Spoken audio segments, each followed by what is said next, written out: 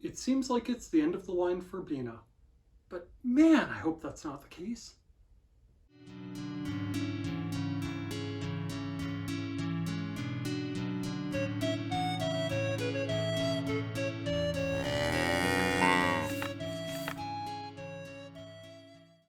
Hi everyone, I'm Jacob, I'm the Cowhat Librarian, and I'm here tonight to talk about the third graphic novel in the series started with All Summer Long, continuing through All Together Now, and culminating in All My Friends by the supremely talented Hope Larson.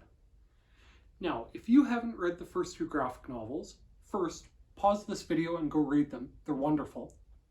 But here's a quick recap. Bina is a school student and she's a musician. She's a guitar player, she's reasonably talented, and she's had sort of an interesting life so far. She's in a new band after her old band had some personality conflicts. She has a strange relationship with Austin, her next door neighbor, who was her best friend for years and years and years until they started growing apart. And they survived one awkward attempt at a date, and she's not sure where things are with him right now. And she has a typical teen's relationship with her parents. As this story starts, all those things are in motion. But one thing that's actually working out very well for her is that her new band is doing quite well. Her new bandmates are eager to work with her in practice, and they play some pretty good music. Well, in the course of things, they end up opening a show for another band. They bomb it. They have some really bad luck, including Bina breaking a string during the performance. But one of the organizers for that concert asked if they had a demo for her. And so they sent along some stuff, and through the course of things, one of their favorite TV shows was receiving an American adaptation, and the producers wanted to license one of their songs for the show.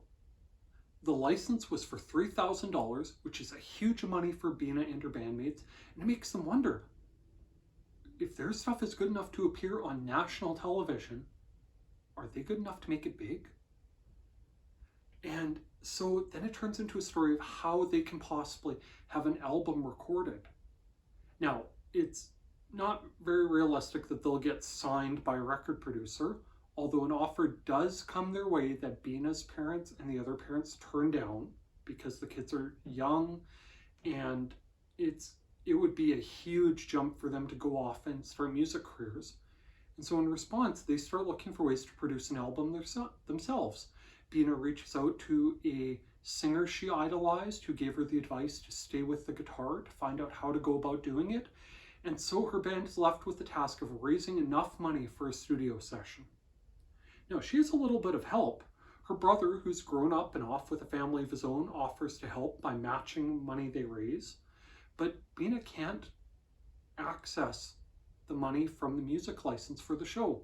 So instead, she and her friends have to put on a concert as a fundraiser to fund their recording process.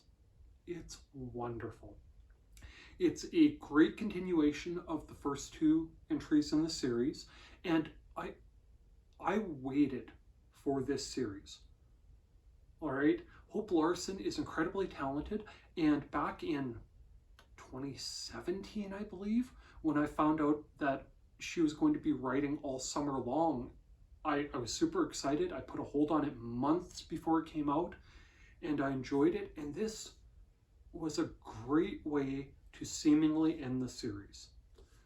Larson's a talented writer, and the characters are very real, and Bina feels a lot like your neighbor next door. You could easily imagine her being on the same school bus as you and talking about her band with her friends and complaining about her parents being unreasonable. It's all very, very real. It's wrapped up in a sort of coming of age story, and I loved it. Larson's art, she's incredibly talented, and I really love the fact that she chose a single sort of tone of color to work with in this and used different shades of it to do the illustrations. It is not a Technicolor collage that assaults your senses. It's well drawn, well contrasted, and it gives it just a little more depth, a little more flavor, a little more humanity than if she had done it in black and white and grays. It's wonderful. Now, with that said, there are spoilers ahead because I have to talk about the deal breaker.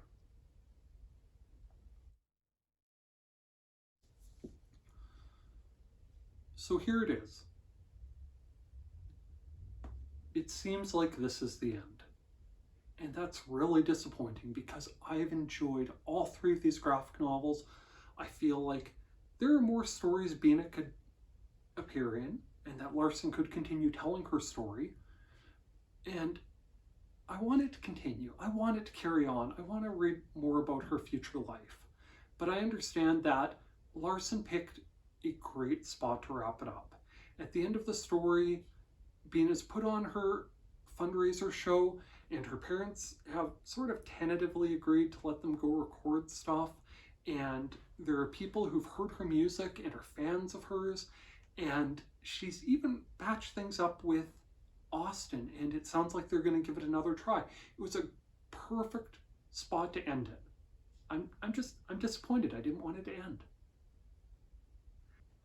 If you liked graphic novels like Sunny Side Up by Jennifer Holm, you'd probably get a kick out of Sunny's Adventures. If you liked any of Victoria Jameson's work, like Roller Girl, I think you'd find a lot to like here. And I wholeheartedly recommend it. Head to your local library, go find All Summer Long and start with that and carry on through. And while I'm speaking about your library, if you appreciate the work your public library does, I'd like to suggest that you take just 1 minute and let the powers that be know. Let your city council, municipal council, local, provincial or federal representative know that you value your local public library at a time when many public libraries are fighting for sustainable funding to provide the programs and services they do. Any bit of encouragement or positive words put into the ears of the powers that be really can help. With that, thank you for listening to me gush, and please check back soon to see what else I have to talk about from the Cowhat Library. Thank you. Bye now.